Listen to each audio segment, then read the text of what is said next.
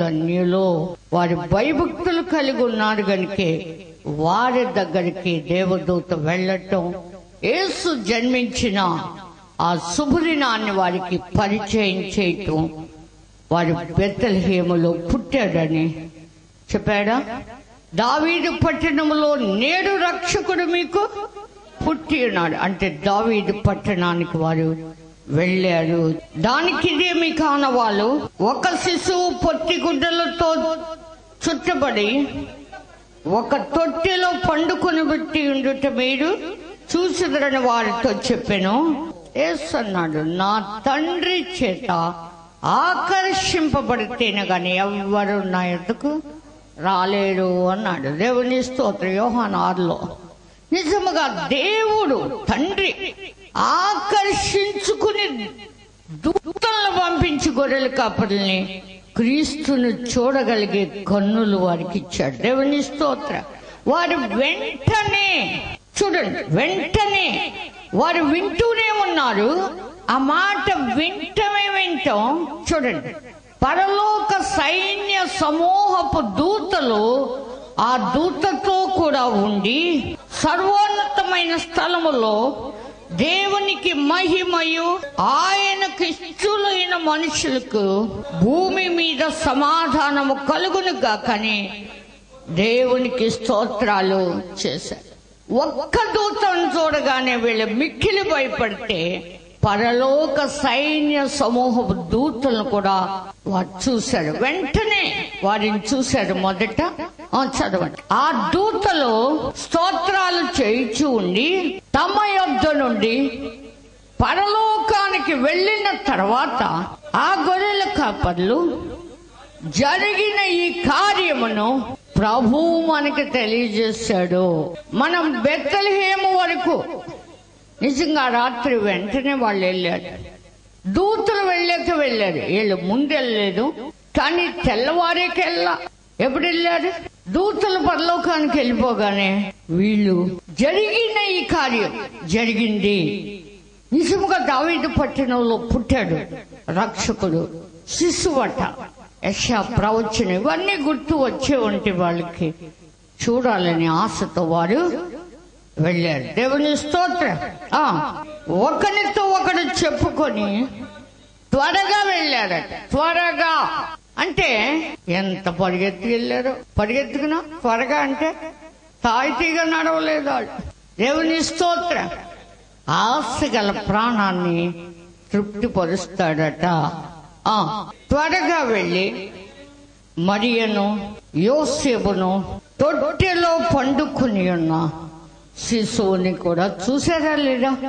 వర్తమానం విన్నటువంటి దూతల ద్వారా విన్న వర్తమానం ఎలా విన్నారో వారు అలాగే అక్కడ చూచారు. దేవుని స్తోత్రం. వారు చూచి ఈ శిశువుని గూర్చి తమతో చెప్పబడిన మాటలు, అంటే దేవదూతలు తమతో ఏ మాటలు చెప్పారో ఆ మాటలు ఆ రాత్రి కాలంలోనే ప్రచురం చేశాడట. దేవుని స్తోత్రం. నిజముగా ఏమని? ఈయన మన కొరకు రక్షకుడుగా పుట్టాడు. ఆ శిశువు అక్కడ ఉన్నాడు. తల్లి తండ్రి మరియా యోసేపులు అక్కడ ఉన్నారు. నిజంగా వారి గురించి దేవదూత వచ్చింది. ఆ దూతను చూసి భయపడ్డాం. తర్వాత పరలోక సైన్య సమూహ దూతలు కూడా ఆ దూతతో కూడా ఉన్నారు. దేవుని స్తోత్రం. ఎక్కడి నుంచి వచ్చినాయి ఆ దూతలన్నీ? పరలోకం నుంచేనా? దేవుని స్తోత్రం. కనుక ఇవన్నీ చెప్పారు. వారు మరలా దేవునికి స్తోత్రాలు చేసుకుంటూ వెళ్ళారు. సర్వోన్నతమైన స్థలములో దేవునికి మహిమ, ఆయనకి ఇష్టలైన మనుషులకి భూమి మీద సమాధానం. మరి ఆసక్తి కలిగి విన్నటువంటి వాళ్ళు ఆ వినడానికి ప్రతిఫలాన్ని వారు పొందారా లేదా? దేవుని స్తోత్రం. ఒకసారి వాక్య జ్యోతి పుస్తకంలో పత్రికలో కన్నుల పండుగ అని రాశాను. ఎవరి కన్నుల పండుగ? మనకి వాళ్ళ క్రిస్మస్ పండుగ, వారికి ఆ రోజు కన్నుల పండుగ. వారు చూసిన కన్నులు ధన్యం అయిపోయినాయి. దేవుని స్తోత్రం. వారు దేవదూతల్ని చూశారు, నిజముగా దావీదు పట్టణంలో పుడతాడని చెవులారా విన్నారు. ఆయన ఎక్కడ పండుకోబెట్టారో చక్కగా దూతలు చెప్పిని. వారెంతో ధన్యులు. దేవుని స్తోత్రం. అదే ధన్యత కాదు, వారు బెత్లెహేము వరకు వెళ్ళి చూద్దాం రండి అని ఒకరితో ఒకరు చెప్పుకున్నారు. మీరు ఒకరితో ఒకరు చెప్పుకుంటున్నారా? నిజంగా వెళ్తున్నామని చెప్పినారా? అది దూతలు కూడా ఒక్క దూత పరలోకం కదిలి భూలోకానికి వచ్చి ఈ గొర్రెల కాపర్లు ఒకరితో ఒకరు చెప్పుకుని వెళ్ళారా లేదా? అందరూ చూసారా? విన్నవారు అందరూ చూశారు. దేవుని స్తోత్రం. ఈనాడు వినుచున్న మనం, యేసు ప్రభు మత్తయి సువార్తలో చెప్పాడు, హృదయ శుద్ధి గల వారు ధన్యులు, వారు దేవుణ్ణి చూస్తారని. భూలోకంలో ఉండగానే మనం దేవుణ్ణి చూడాలి. హృదయం ఇంకా శుద్ధి లేదా? కపటంతో ఉందా? మచ్చడంతో ఉందా? పాపంతో ఉందా? హృదయ శుద్ధి కావాలట. హృదయం శుద్ధి కలగాలి అంటే దేని వల్ల కలుగుద్ది? వాక్యం చేత అన్నారు. కానీ క్రీస్తు రక్తంతోనే శుద్ధీకరింపబడుతుంది. దేవుని స్తోత్రం. వారి హృదయం క్రొవ్వింది అంటాడు, వారి హృదయం కొవ్వ చేయమంటాడు భక్తుడితో, యెషయాతో. వారి చెవులతో వింటున్నారు, హృదయంతో గ్రహించట్లేదంట, మనస్సు మార్చుకుంటలేదంటాడు. చూద్దాం యెషయా గ్రంథంలో దేవుడు చెప్పాడు, 6వ అధ్యాయం 10వ వచనం. వారి కన్నులతో చూచి చెవులతో విని. ఇలాగున్నావా? ఎలాగా? కన్నులతో చూసాం, చెవులతో విన్నాం, హృదయముతో గ్రహించిన వారే ఆ వాక్యములో ఉన్న సారాన్ని గ్రహించిన వారు మనస్సు మార్చుకుంటారు. వారు కన్నులతో చూచి, చెవులతో విని, హృదయముతో గ్రహించి, మనస్సు మార్చుకొని స్వస్థత పొందక క్రొవ్వునట్లు ఈ జనుల హృదయము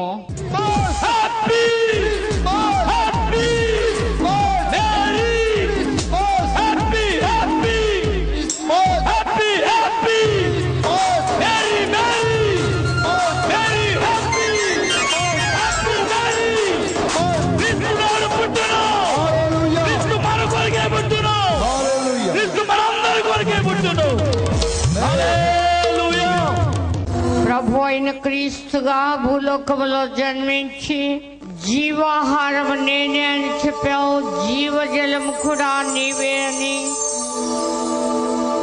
దేవా, పరలోకములో నుండి భూలోకానికి దిగి వచ్చిన జీవాహారం నేనే అన్నావు. అందుకే తండ్రి అయిన దేవుడు కుమారుడైన క్రీస్తుకు ముద్ర వేసి పంపించాడని కూడా చెప్పిన యేసు, దేవా, ఈ లోకానికి వచ్చావని, పరలోక సంబంధివని, పరలోకములో నుండి భూలోకానికి ఇశ్రాయేలు కొరకు మన్నా పంపావు. దేవా, మన్నా తిన్నవాడు చనిపోయాడు కానీ దీనిని తిన్నవాడు చావకుండానట్లు పరలోకములో దిగి వచ్చిన జీవాహారం నేనే అని చెప్పిన యేసు, నీవు పుట్టిన సందర్భముగా బాలయేసు, సుమ్యోను ప్రవక్త అన్న, ఇంకా అనేకులకు ఆశ్చర్య కార్యాలు జరిగించిన నీ ప్రేమను వర్ణించుకుంటున్నావు ఈ దినాన్ని ప్రభు. అందుకే ఈ శుభ సమయంలో ఈ మహా సంతోషకరమైన సువార్త మాకు అనుగ్రహించినందుకు సంతోషంకి కట్ చేయించు ఉన్నాం. అంతేకాదు, నిజమైన వెలుగుగా ఈ లోకానికి వచ్చి మమ్మల్ని జీవపు వెలుగు కలిగి ఉండే కృపనివ్వటానికి వచ్చిన నీ నామములో కొవ్వొత్తు వలె మా జీవిత కాలం అంతా జీవపు వెలుగు కలిగి ఉండటానికి కృపదాయి. ఈ క్యాండిల్ ఎలాగైతే వెలుగుతూ అనేకులకు వెలుగుగా ఉంటుందో అలాగే మా జీవిత కాలం అంతా అనేకులకు వెలుగుగా ఉండటానికి ప్రతి ఒక్కరిని నన్ను బలపరిచి వెలిగించుతున్న మాకు నీవు తోడేయండి. నిజమైన వెలుగు ఉండేను, అది లోకంలోనికి వచ్చి ప్రతి మనిషిని వెలిగిస్తుంది అన్నారు. అలాగ వెలుగైన నీవే వెలిగించు. ఏస్తున్నామని వేడుకొచ్చున్నాం. ఆమేన్. అందరూ చప్పట్లు కొడుతూ దేవుని మహిమపరుద్దాం. నిజమైన వెలుగు లోకంలో ప్రతి మనిషిని వెలిగించిన వాక్యం చెప్తుంది.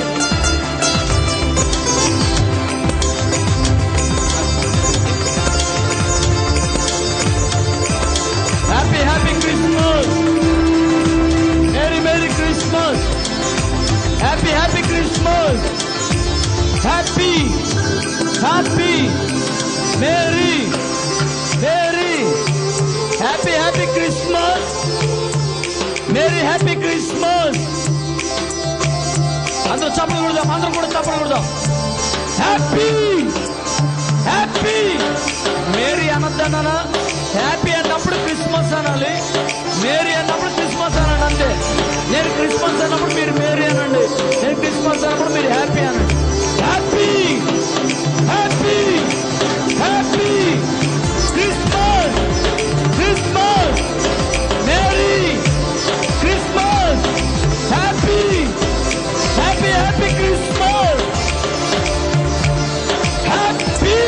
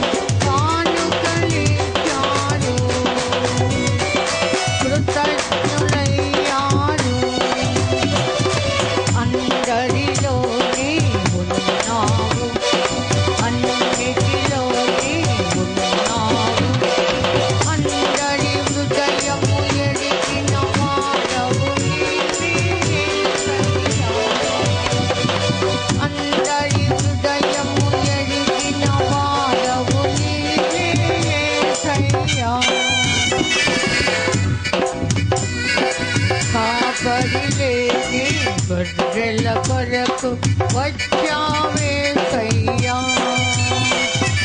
ఆ శుభ సందేశం గొర్రెలు కాపరు విన్నారు, ఆ శుభ సందేశం గొర్రెలు కాపరు విన్నారు. అందరిలోనే ఉన్నావు, అన్నిటిలోనే ఉన్నావు, అందరి హృదయము ఎరిగిన వాడవు నీవే సయ్యా, అందరి హృదయము ఎరిగిన వాడవు నీవే సయ్యా. తుమ్యోను నిన్ను వెతికాడు కనుగొన్నాడే సయ్యా, తుమ్యోను నిన్ను వెతికాడు కనుగొన్నాడే సయ్యా. పరిశుద్ధ తైలపు మాటలెన్నో విన్నాడే సయ్యా, పరిశుద్ధ తైలపు అభిషేకపు మాటలు విన్నాడే సయ్యా.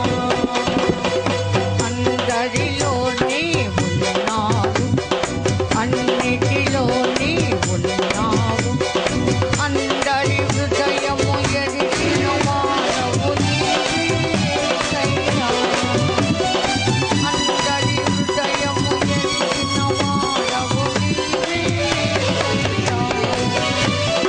అన్నా నిన్ను చూచింది ఆశ్చర్యంతో నిండింది, అన్నా నిన్ను చూచింది